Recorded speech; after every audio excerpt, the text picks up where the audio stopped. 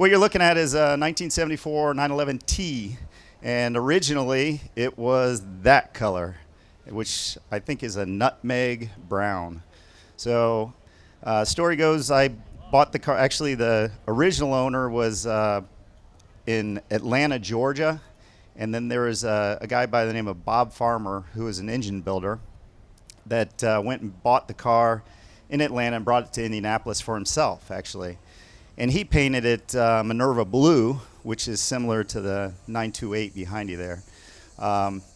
He drove it for a while for himself. I ended up finding out about the car. He actually wanted to sell it. Found out about the car. My friend, who was my neighbor growing up, called me, pretty much hyperventilating, saying, "Hey, you got to come check out this car." So my dad and I went and checked out the car. We drove it, and sure enough, we drove it hard and blew the belt off of it, and it overheated. So, I said, we'll think about it, and I'll give you a call back. And the guy said he never expected to hear back from me, and I was trying to find my checkbook to write a check right there. So I got the car, drove it up to Chicago, was doing track days with the PCA for a few years. And then with the job relocation, moved to Munster, Indiana. And lo and behold, this is where Dan comes in. I was having problems with the brakes and decided to just call it quits and walk down the street and get a beer and try and figure it out. And as I'm walking down the street, I see a car pretty much just like it and walk up the driveway, and this is Dan's car. I see this guy walking up my driveway. He's got his girlfriend with him. And this was really great because this is where stories really come around. So he's walking up the driveway, and I walk to him thinking, who is this guy over here walking up the driveway sort of cocky? And he goes, who does the work on your car? And I go, I do. And he goes, oh, good okay. answer. Yeah. So he goes, well, by the way, I don't have no brakes on my car. You have a brake rebuild kit by any chance? So I said, let's go in my basement. We took a look downstairs. I had a box. We ended up going down. We rebuilt his brakes that night in his car. 3 days later, we're at Road America together driving. And ever since then, all these stories come around when we've taken this car on such journeys with my car and his car. So it was really fantastic, and the friendship we've had, it's going on 14 years, so that's great. That's right. Yeah, and I remember my girlfriend at the time, as we're walking back from Dan's house, says, that you just met your new best friend, didn't you? And I said, yeah. And she's not here. Dan's here. So I'm either his girlfriend with a Boxster S, or I'm not sure. Anyway. So as the story continues from there, continued tracking it, and obviously it's a streetable track car, well, for the most part.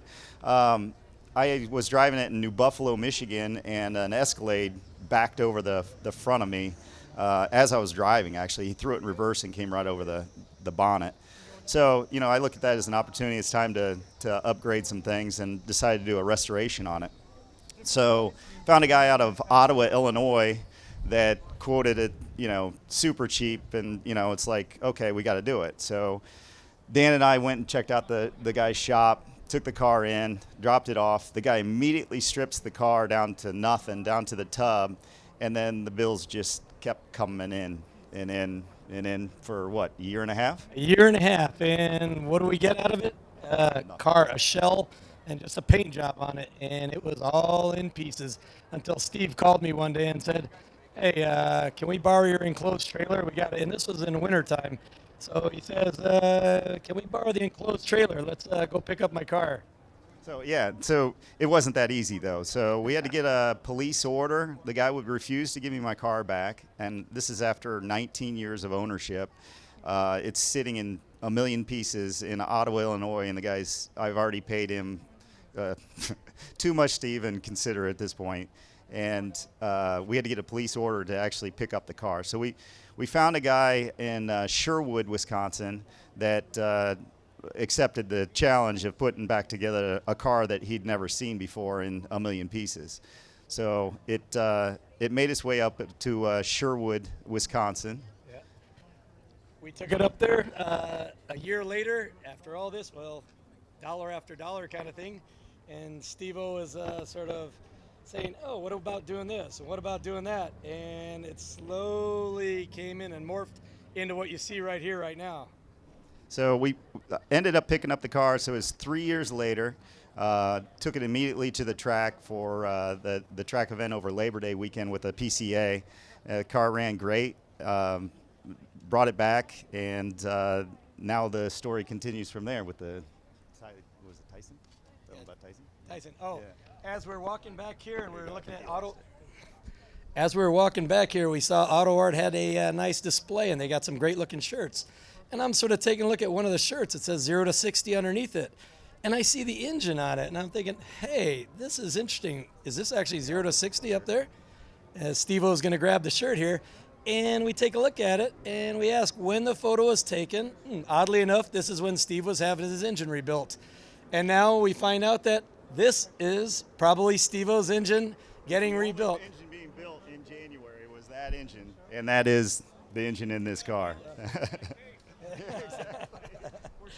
So, needless to say, Steve, do I put the puncture, the exclamation mark on all this? As in, so, well, Steve-O brought the car for the show yesterday, but he had a little surprise on it before it came to the show. Wasn't going to talk about that. Well, all right, we won't talk about it, but one could actually see it. But it adds to the story because even down at the track, Steve was running down the track on Road America, thus the carbon fiber hood, because the hood popped open on Canada Corner on him once. I recall that coming in, and he's saying, oh, and he's got a nice little hood on his garage right now, because it's got a dimple for remembrance.